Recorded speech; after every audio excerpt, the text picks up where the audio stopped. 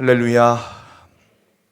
오늘 금요 성령 집회 가운데 오신 여러분들 정말 환영하고 축복합니다. 우리 저번 주에도 강구했지만 우리가 이 금요 성령 집회 가운데 계속해서 중보하며 기도하고 또 특별히 가족 구원을 위해서, 그리고 말씀 후에는 회개 기도와 함께 치유 기도를 하려고 합니다. 여러분들 혹시 함께 기도하고 싶은 가족들 이름이 있으시면 사무실에 알려주시면 함께 기도하도록 하겠습니다. 그리고 특별히 오늘은 제4기 온세대 제자훈련 복음 인카운터로 함께 하게 됩니다. 제자훈련 훈련생들 다 오신 것 같은데 이따가 안수하는 시간에 제자훈련 훈련생들은 가장 먼저 나오셔서, 나오는 시간에 가장 먼저 나오셔서 안수 받으시면 되겠습니다. 금요 성령 집회를 시작하면서 십자가에 대한 설교를 해야겠다라는 마음을 먹은 이유는 너무 간단합니다. 십자가만이 우리를 구원할 수 있기 때문에 그렇습니다. 십자가의 도가 멸망하는 자들에게는 미련한 것이지만 구원을 받는 우리에게는 하나님의 능력이 되기 때문에 그렇습니다. 여러분, 우리가 믿음으로 구원을 받는다라고 말하지만 이 어떤 것을 믿는가가 굉장히 중요한 것이죠. 믿음도 다른 것을 믿으면 전혀 구원받을 수 없는 거예요. 이 십자가 사건, 십자가 복음을 믿는다라는 표현이 교회 안에서 믿음으로 구원받는다라는 의미인 것입니다. 고린도전서 1장에 보면 유대인들은 십자가를 거리끼는 것으로 여겼습니다. 여러분, 강대상 이거를 소개했어야 되는데 깜빡했습니다. 저번에 광고했었죠. 우리 박상록 전도사님이 목사 안수 받으시면서 금요예배 시간에 쓰려고 헌물한 강대상입니다. 하얀색이 십자가입니다, 여러분. 네, 이게 기성품을 산 것이 아니고 제작했습니다. 제작해서 여러분들 성령 집회 가운데 좀 그런 마음도 있어요. 그 예배학을 공부하다 보면 비주얼적인 것으로 은혜를 받게 되기도 합니다. 그것이 은혜의 수단이 되기도 하죠. 이 강대상이 여러분들의 은혜를 받게 되는 수단이 되기를 축복하고, 또 우리 전도사님과 또 하나님께 정말 감사를 드립니다. 네, 다시 돌아오겠습니다. 자, 십자가 은혜. 여러분은 십자가를 생각할 때 어떤 마음이 드십니까? 십자가를 생각할 때, 십자가 은혜를 생각하면 아마도 이곳에 앉아 계신 분들은 너무나도 은혜가 될 것입니다. 눈물이 나고 기도가 되고 주님이 주신 은혜에 너무 감격스러운 마음이 들 것입니다. 그런데 그 십자가를, 예수님이 지신 그 십자가, 감격스러운 십자가를 내가 져야 한다고 생각하면, 그 십자가를 통해 내 안에 있는 더러운 죄들이 조명되고 그것을 돌이키고 하나님과 사람들 앞에서 고백해야 하고 그 십자가를 매일매일 져야 한다고 생각할 때, 여러분, 그때는 어떤 마음이 드십니까? 그때도 똑같이 여전히 눈물 나고 여전히 십자가를 껴안고 자고 싶고 그런 마음이 드십니까? 아니면 그렇게까지 해야 되는가? 목사님 또 십자가를 왜 껴안고 자라 그래? 농담도 잘하셔. 이런 생각을 하십니까? 혹시 우리도 그런 생각을 하고 있다면 고린도전서 1장에서 나오는 그 유대인들처럼 십자가를 거리끼는 자들은 아닌가? 우리가 돌아봐야 한다는 것이죠. 사람들은 십자가를 이런 이유로 부담스러워하는 거예요. 그래서 십자가가 어떻게 되었죠? 크리스천들에게 그냥 액세서리가 되었어요. 목걸이가 되었고 팔찌가 되었고 차량에 거는 정도의 액세서리가 되었죠. 그 정도 수준으로 변했다는 거예요. 십자가의 진정한 의미와 십자가의 삶은 사라져버린 거죠.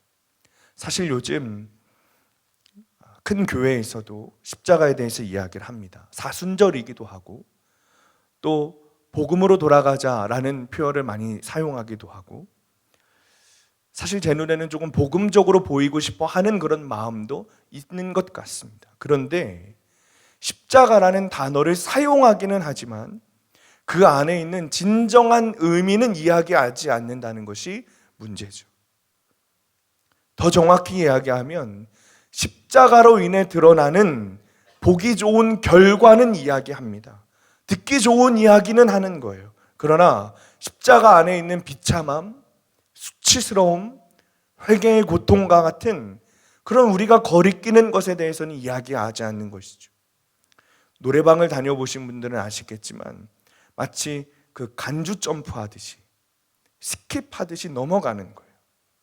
그러나 여러분, 부활의 기쁨, 회개의 기쁨, 용서의 기쁨을 누리기 위해서는 반드시 그 깊은 골짜기와 같은 그 십자가의 시간, 십자가를 껴안는 그 시간이 반드시 필요하다는 것이죠.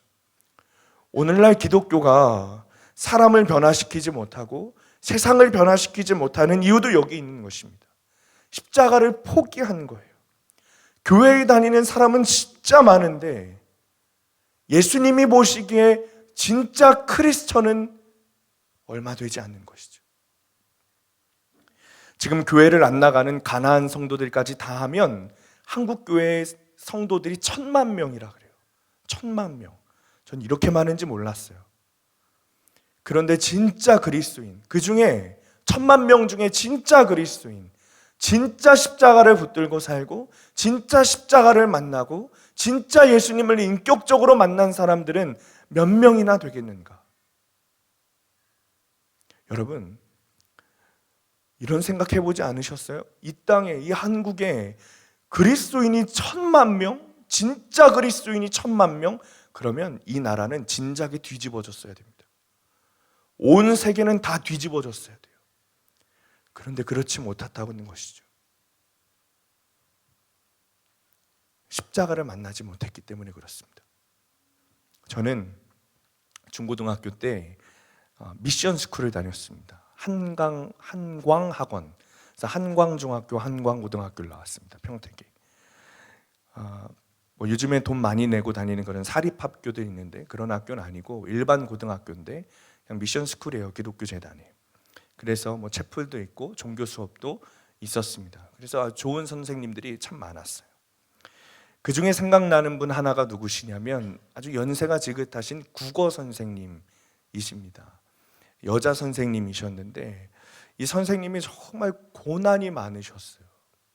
이 선생님 남편은 함께 교사를 하던 분이었는데 어느 날 무슨 일인지 모르겠지만 사고를 났다고 제가 기억이 나는데 사고가 나서 더 이상 이제 선생님을 못 하시고 술로 이제 술 주정뱅이가 되셨습니다. 그래서 이 국어 선생님이 다 이제 벌어서 먹여 살려야 되는 거예요.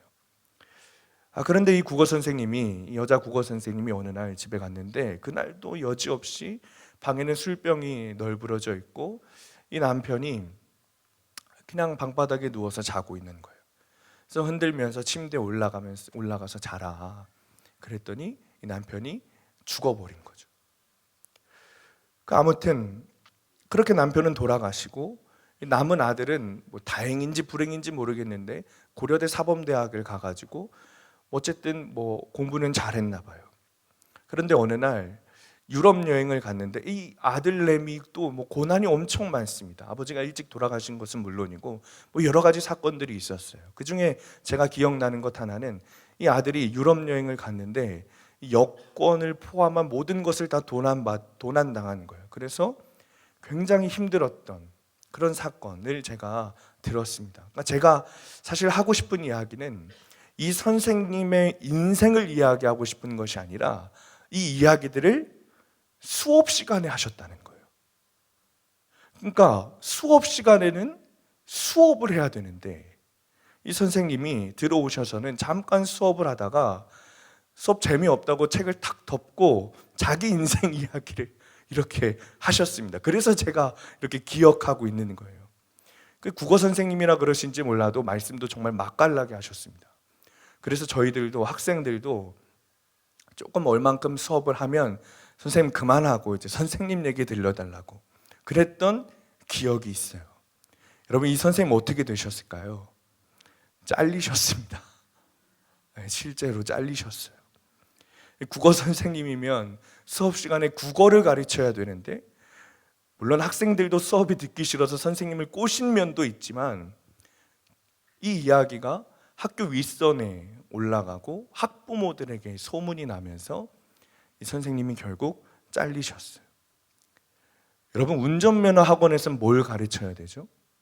운전을 가르쳐야 되죠. 수학 학원에서는 뭘 가르쳐야 됩니까? 수학을 가르쳐야 되는 거예요.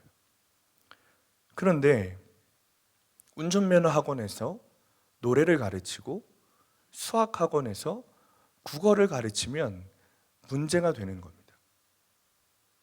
마찬가지로 교회에서 십자가를 가르치지 않고 회개를 가르치지 않고 심리학을 가르친다거나 처세술을 가르친다거나 자기계발을 가르친다면 문제가 되는 것이겠죠. 만약 그렇다면 본분을 잃은 거예요. 본질을 잃은 거죠. 그런 목사가 있다면 목사가 아닌 것이고, 그런 교회가 있다면 교회가 아닌 것이겠죠. 그리고 그 안에서는 절대 성도가 될 수 없는 것입니다. 그렇다면 십자가의 도는 무엇인가? 많은 사람들이 예수님께서 2000년 전에 모든 사람의 죄를 짊어지시고 십자가에 달려 돌아가시고 요셉과 아리마대 요셉과 요한과 두 여인이 동정하며 눈물을 흘린 것을 십자가의 도라고 생각하기도 합니다. 또 3일 후에 예수님이 부활하신 사건에 대해서 이것이 역사적인 사실이다 라면서 증명하는 것을 십자가의 도라고 말하기도 합니다.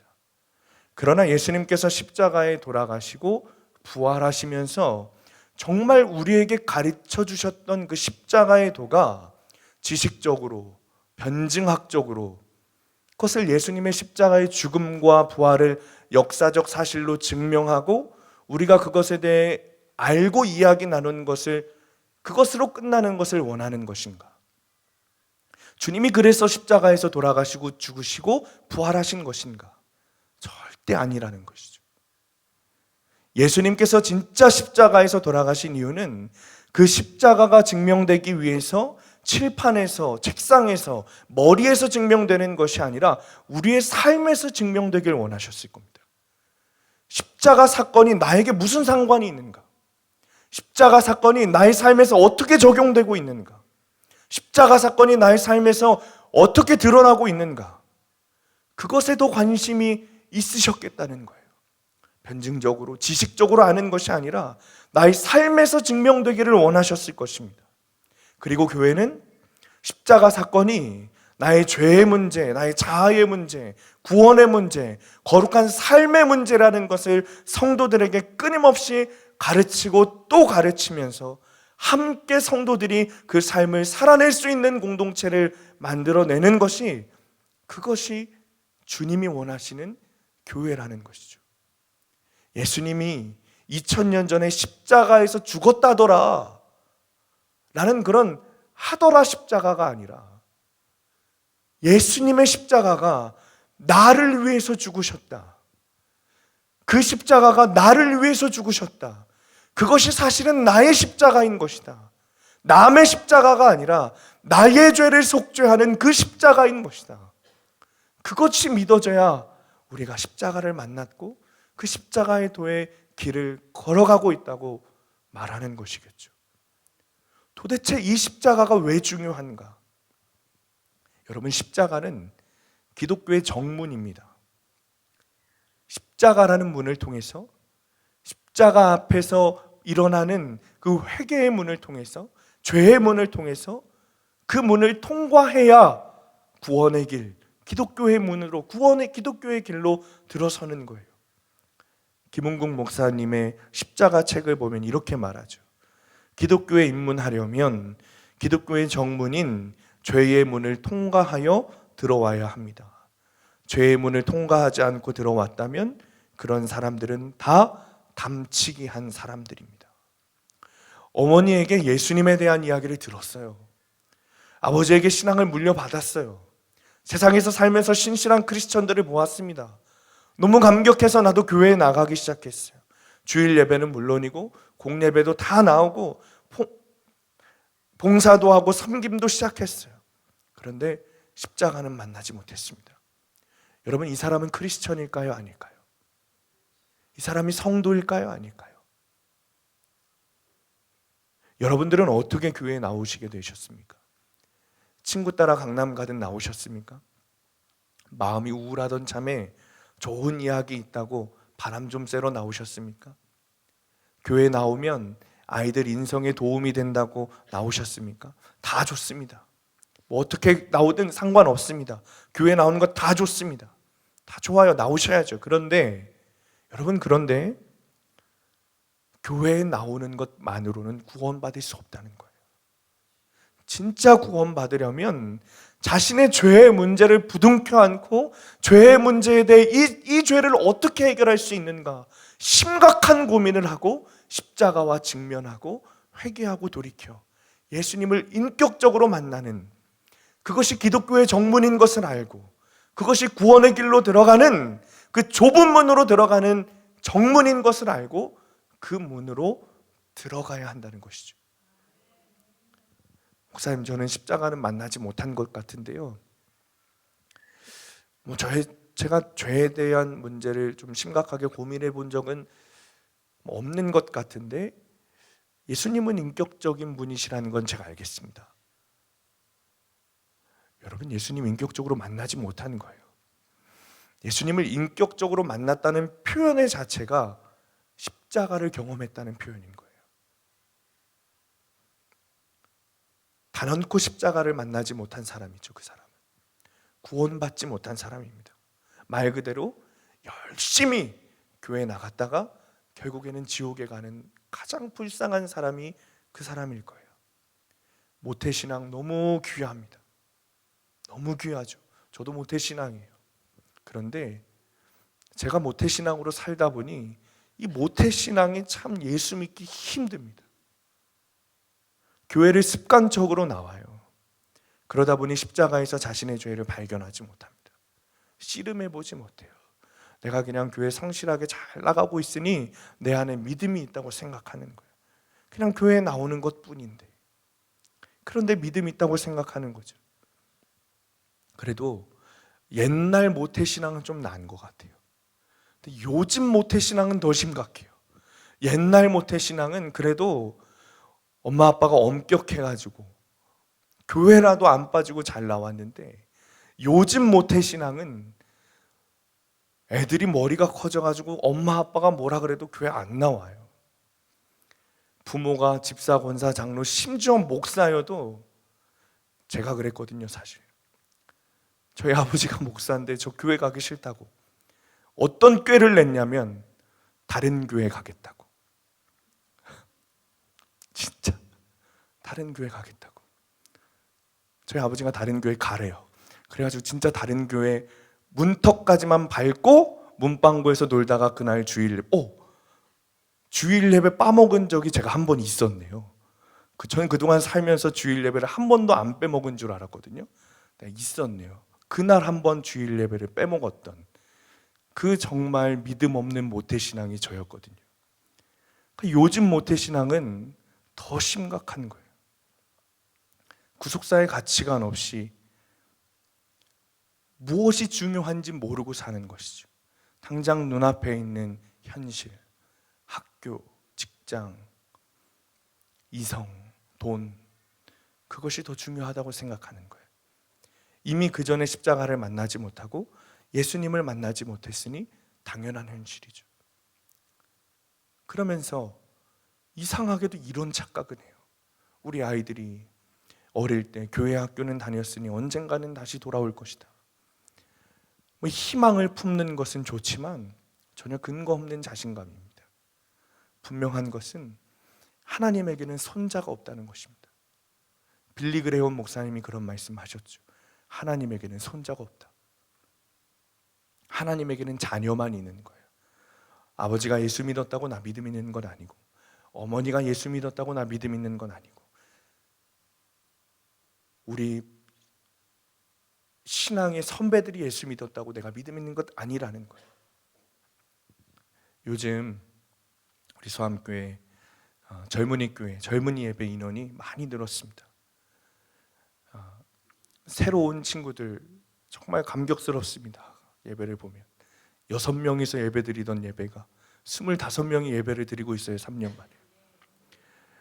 보면은 정말 초신자들도 있지만 어떤 청년들이 있냐면 교회를 떠났다가 다시 돌아온 청년들이 있습니다.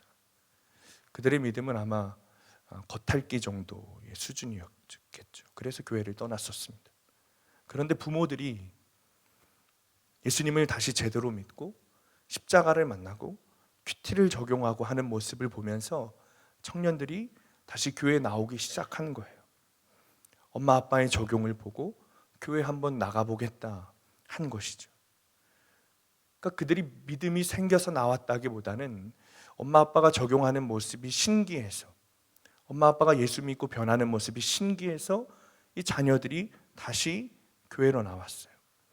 그 기회를 전도사님들이, 우리 십자가를 아는 청년들이 그 기회를 놓치지 않고 붙들어 앉혀놓은 거예요.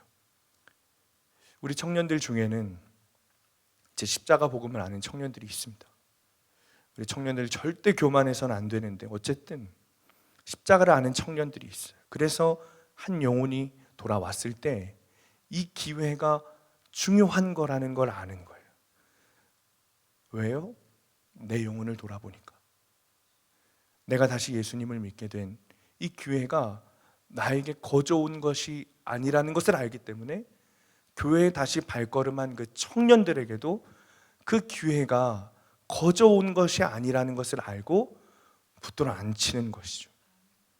우리 부모 세대들 중에도 십자가 복음을 아는 성도들이 생겨나기 시작합니다. 그러니까 어떡합니까? 예전에는 자기는 교회 열심히 다녀도 자녀들은 방치했습니다. 말은 기도한다고 하지만 사실 그거 방치죠. 그런데 이제는 그러면 안 된다는 사실을 안 거예요. 깨달은 거예요. 내 인생의 가장 중요한 가치가 구원이 되었으니 내 자녀들의 인생의 가장 중요한 가치도 구원이라는 것을 알고 적용하기 시작하는 거죠. 부모인 내가 아니고서는 내 자녀에게 복음을 전해줄 사람이 없다는 것을 그제서야 깨달은 거예요.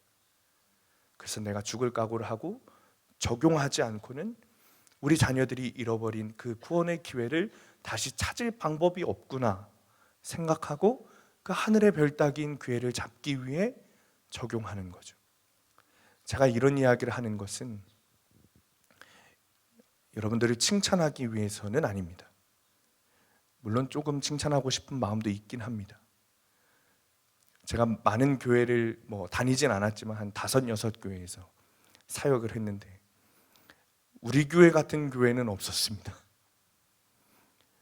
믿음 잃은 자녀들이 다시 돌아와 믿음을 회복하고 다시 예수를 믿는 그런 일들이 막 눈에 보이는 교회는 사실 잘 없었어요.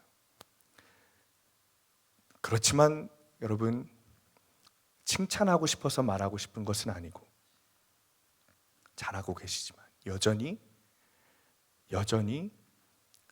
죄에 맞닥뜨려 본 적 없는 성도들이 더 많다는 것. 자신의 죄의 문제와 십자가와 마주친 적이 없는 성도들이 더 많다는 것. 제 눈에는 그것이 보여요. 제가 여러분들을 놓고 기도할 때마다 눈물이 나오는 포인트가 있습니다. 생각만 해도 눈물이 나오는데 사실 여러분들이 기도 제목을 쫙 써주셔서 기도하지만 자녀들이 잘 되게 해달라는 기도도 있고 합니다. 여러분들이 써주셨으니 합니다. 가정의 회복이나 다 기도합니다. 그런데 제 마음에 가장 간절한 기도는 우리가 다 함께 천국 가는 거예요. 그 생각을 할 때마다 눈물이 나요.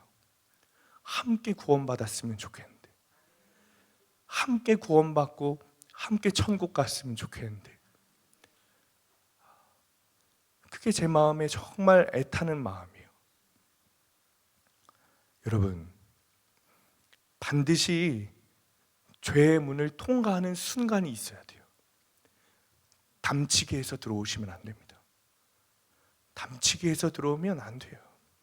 반드시 내 옛 자아를 죽이고 거듭나 새 사람이 되는 그 순간이 우리에게 반드시 있어야 된다는 거예요.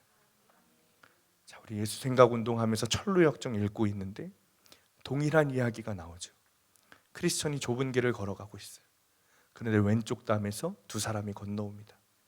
한 사람의 이름은 허레고 한 사람의 이름은 위선이에요. 그 내용을 쭉 살펴보면 크리스천과 그 담치기 한 두 사람이 막 대화를 나누는데, 이 담치기 한 두 사람이 우리에게도 구원이 있다, 우리에게도 구원이 있다 막 그래요. 그러자 크리스천이 요한복음 10장의 말씀을 인용해서 이런 이야기를 합니다. 문을 통하여 양의 우리에 들어가지 아니하고 다른 데로 넘어가는 자는 절도며 강도다. 이 말씀 몰라? 그러는 거예요. 그러자 담치기에서 들어온 그 두 사람이 큰 소리 치면서 화내죠. 어차피 길에 들어섰는데 뭐가 상관이냐는 거예요. 교회 다니는데 뭔 상관이냐는 거예요. 예배 드리는데 뭔 상관이냐는 거예요. 십자가쯤 안 만나도 되지 않느냐는 거예요. 그 정문으로 오지 않아도 되지 않느냐는 거예요. 내 죄, 내 옛사람 해결하지 않아도 되는 것 아니냐는 거예요. 예배 드리면 됐지, 교회 나오면 됐지. 지금 이 사람들이 그 말 하는 거예요. 그러면서 말하기를 나도 율법 지키고 있어, 나도 규례 지키고 있어, 나도 예배 드리고 있어, 나도 교회 나오고 있어, 봉사하고 있어. 여러분 어떻게 됐을까요? 세 사람이 함께 가다가 큰 산을 만나요. 곤고의 산이라는 산을 만납니다. 크리스찬은 옆을 돌아보지 않아요. 자기가 정문을 통과해온 이 크리스찬은 내가 걸어온 그 좁은 길로 난 가파르고 험난한 길인 것을 알지만 뒤돌아보지 않고 옆으로 돌아보지 않고 그냥 좁은 길 그대로 갑니다. 그런데 이 허레와 위선이라는 이 두 사람은 옆으로 난 큰 길, 그 길을 바라보죠. 이 길로 가도 결국에는 이 크리스천이라는 사람이 산 넘어서 다시 만나겠구나 라고 생각하고 그 길로 돌아서 갑니다. 그러나 하나는 수많은 고난을 받아서 넘어지고 또 하나는 멸망의 길에서 죽어지죠.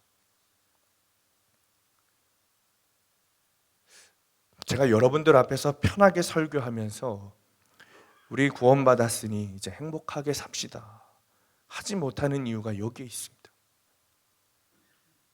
구원받은 것이 행복하지 않다는 것이 절대 아닙니다. 구원받은 삶 너무 행복한 삶이죠.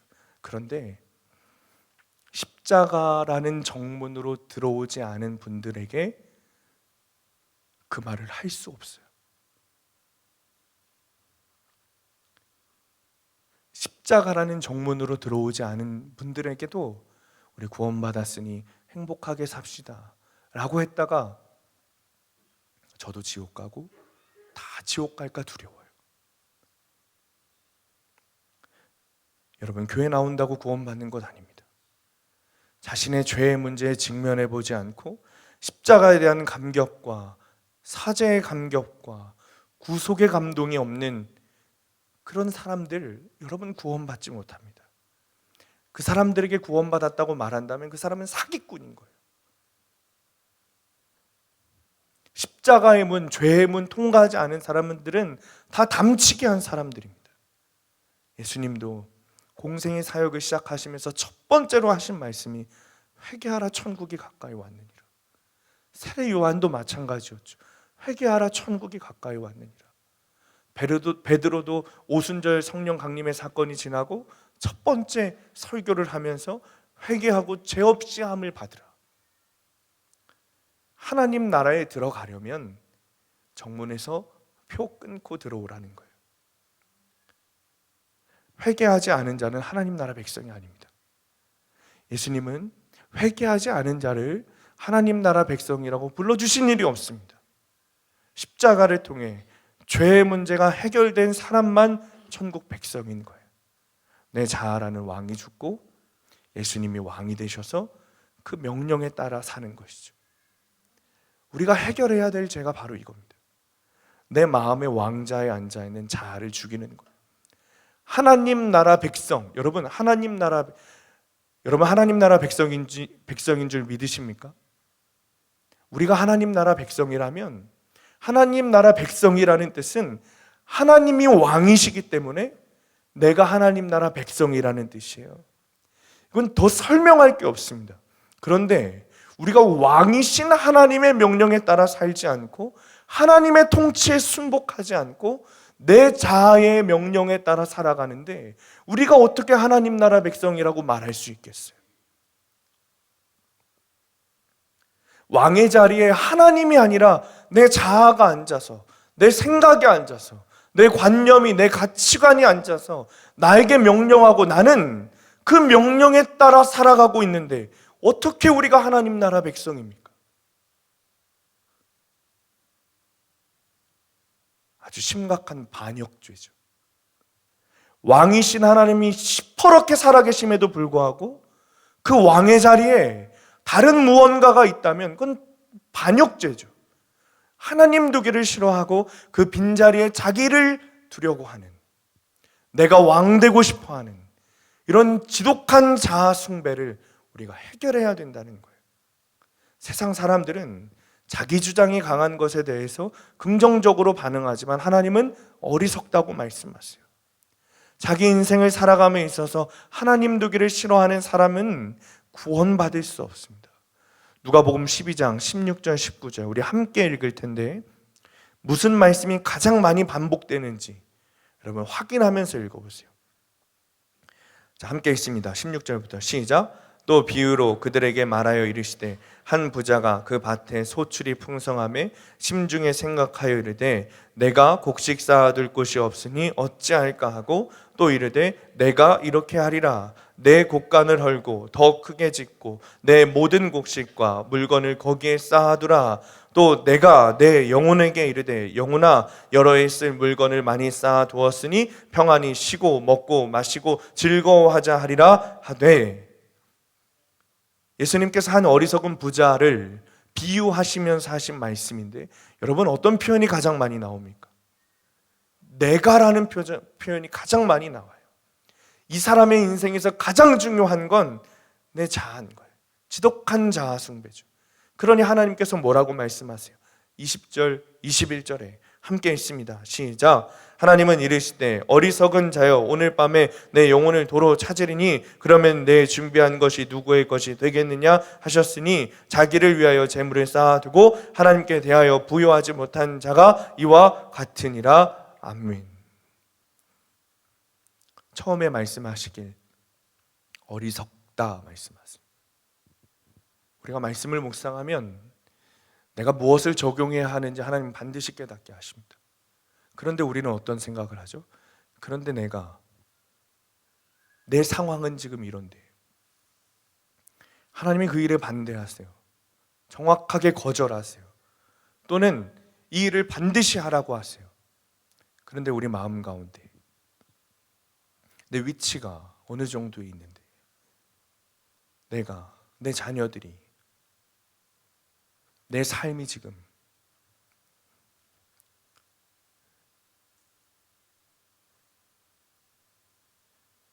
주님이 이렇게 되물으시죠.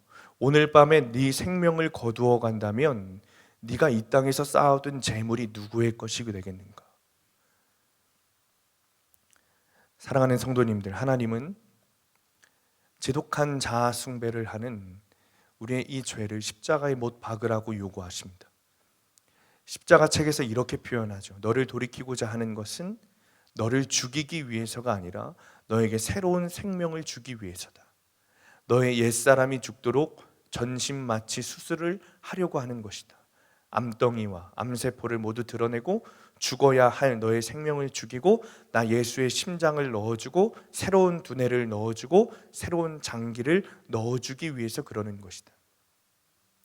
여전히 내 자아를 죽이지 않고 십자가로 죄의 문을 통과하지 않는 우리에게 주님은 동일하게 말씀하십니다. 오늘 밤에 너의 생명을 내가 거두어 간다면 네가 지금 쌓아둔 그것은 누구의 것이 되겠는가? 오늘 밤에 내가 너의 생명을 데리고 간다면 너는 그 심판대 앞에서 누구를 보겠는가? 어떤 문에 들어가겠는가? 오늘 우리는 금요성령 집회와 더불어서 사기 제자훈련 복음 인카운터로 모이고 있습니다. 제자훈련 수료생들은 잘 아시겠지만 복음 인카운터는 복음 앞에서 내 죄를 보는 시간이죠. 그리고 4주차에 있을 나의 복음을 준비하는 시간입니다. 본질적인 죄의 문제, 마음에 하나님 두기를 싫어하는 근원적인 죄를 해결하지 않으면 단언코 변화될 수 없습니다. 단언코 내 자아를 죽이지 못하고, 단언코 거듭나지 못하고, 단언코 새 사람이 될 수 없습니다. 특별히 훈련생분들, 나의 복음을 쓰실 때 여러분의 죄를 구체적으로 쓰시기 바랍니다. 사람에게 보이기 위해서가 아니라 내가 지금 하나님 앞에 있다. 여러분, 하나님 앞에 있으면 우리의 죄를 숨길 수 있겠습니까? 여러분, 이것은 여러분에게 주어진 기회입니다. 여러분을 힘들게 하려고 하는 것이 아닙니다. 여러분을 당혹스럽게 하려고 하는 것이 아닙니다. 여러분을 창피하게 만들려는 것이 아닙니다. 하나님 앞에 여러분의 죄를 직면하고 나에게 기회가 찾아왔을 때 그것을 돌이켜 회개하는 하나님의 사랑이 여러분에게 주어진 것임을 믿어야 하는 거예요. 수료생분들도 여러분이 쓰신 나의 복음을 다시 한번 보시기 바랍니다. 난 분명히 나의 복음을 했는데 내 삶은 왜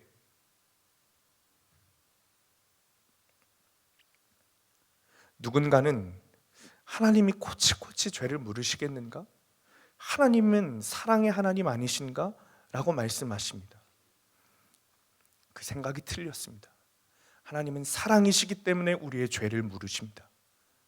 하나님은 사랑이시기 때문에 우리의 죄를 해결하게 하시고 당신과 함께 천국에 머물기를 원하시는 거예요.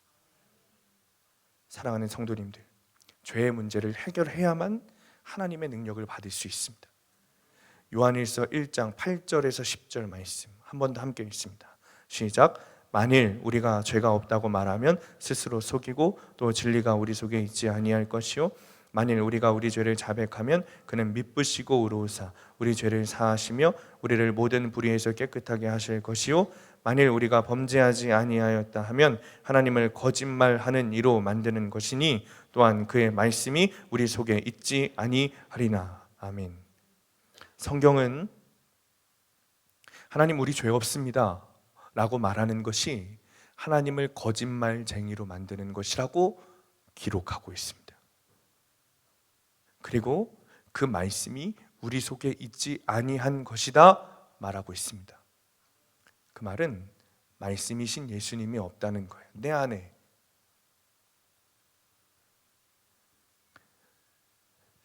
나에게 죄가 없다면 예수님께서 십자가에 달리실 이유가 없었겠죠.